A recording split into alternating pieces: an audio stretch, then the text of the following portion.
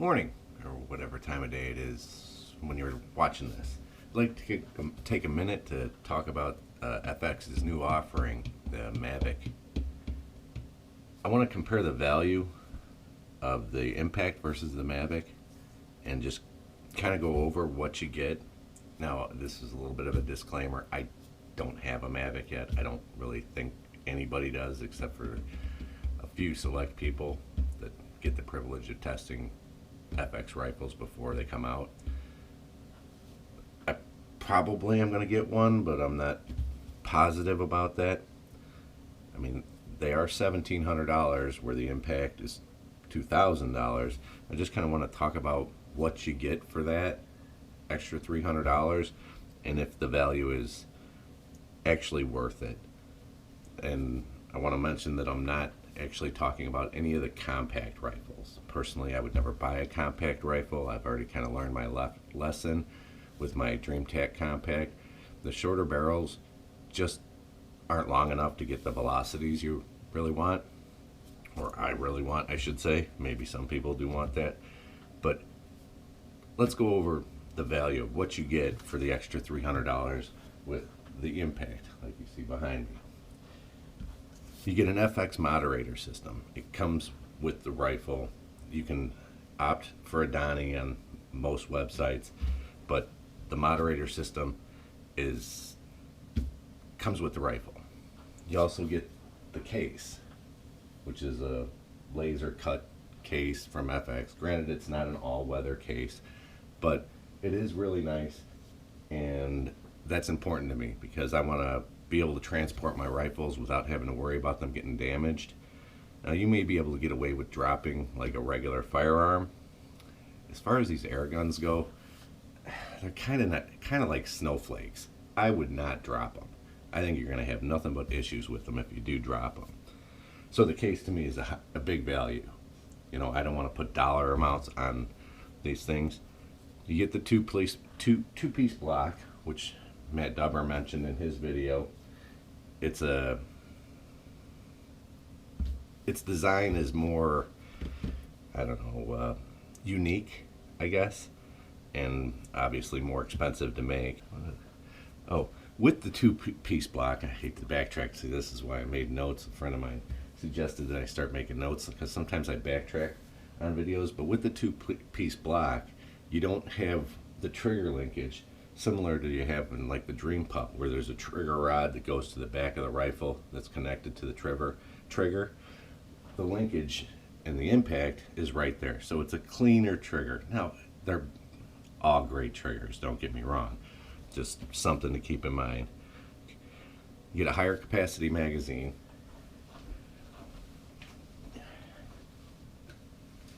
Mine are in 25. This is my Dream Pup magazine, but it's also the one that's going to go in the Mavic. What I understand, and this is the Impact magazine.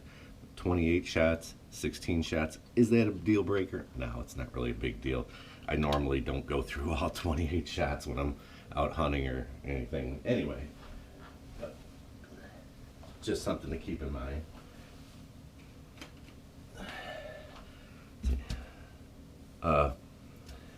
With the Maverick, it has a larger plenum. The power plenum on the Impact is 54 cc's, where from what I've read, because I don't have one and I wouldn't be able to measure it even if I did, but with the Mavic it's 89 cc's, and you have this 2-reg system and a bigger bottle on the Mavic. The Mavic bottle is 580 cc's, where the standard Impact bottle is 480 cc's. There's a kind of a caveat to this double reg system.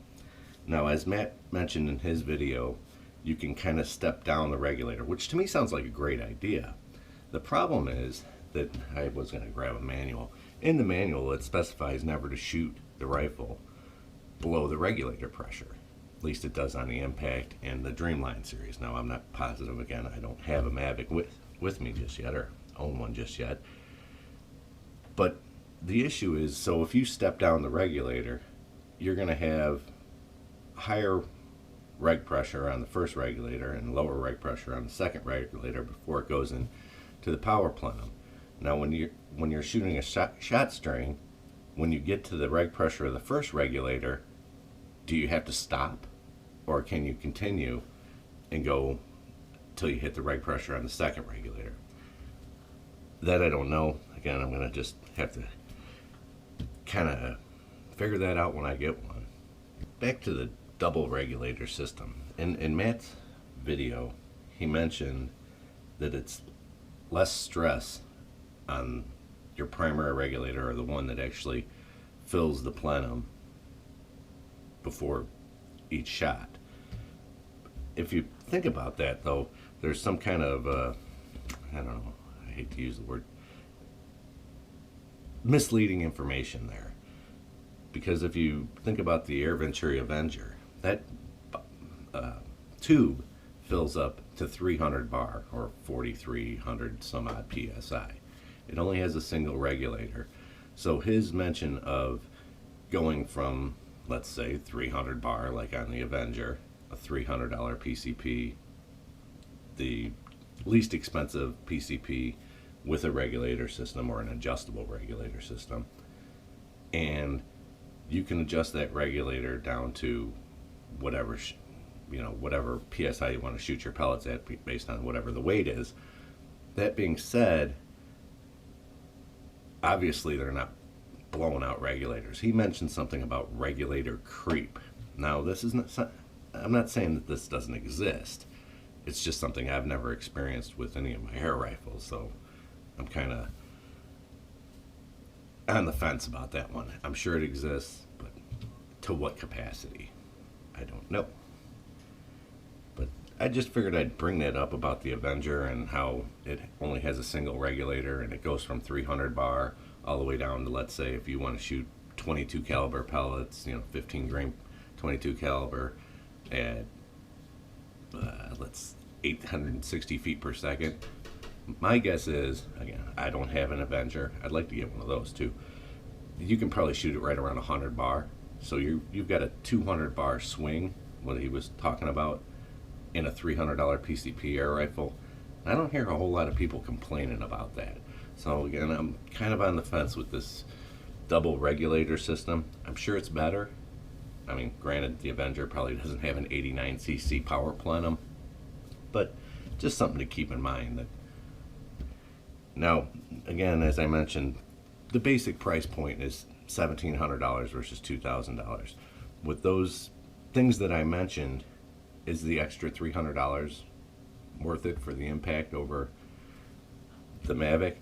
If this double regulator system is as intuitive or as good as they say, and you up your shot counts to what Matt said it was like 220 shots or something like that. Then if you look at the advertisements on the web pages, I don't remember the exact numbers, to be honest with you. But then you compare it to the Dream Pup. Now the Dream Pup has its own set of issues. I love the rifle. It just has a lot of things that are kind of a thorn in my side. Again, it's not a bottle version, it's a tube version. I hate the probe, and I hate the manometer on the end of the barrel. They're at the end of the tube. I think that sucks. They should have done something different with that. As far as accuracy goes, that's the other caveat to the Dream Pup versus the Mavic, is that it only comes in a 600 millimeter barrel for the Pup version. Well, yeah, for the Pup version, and a 25 cal, like I mentioned.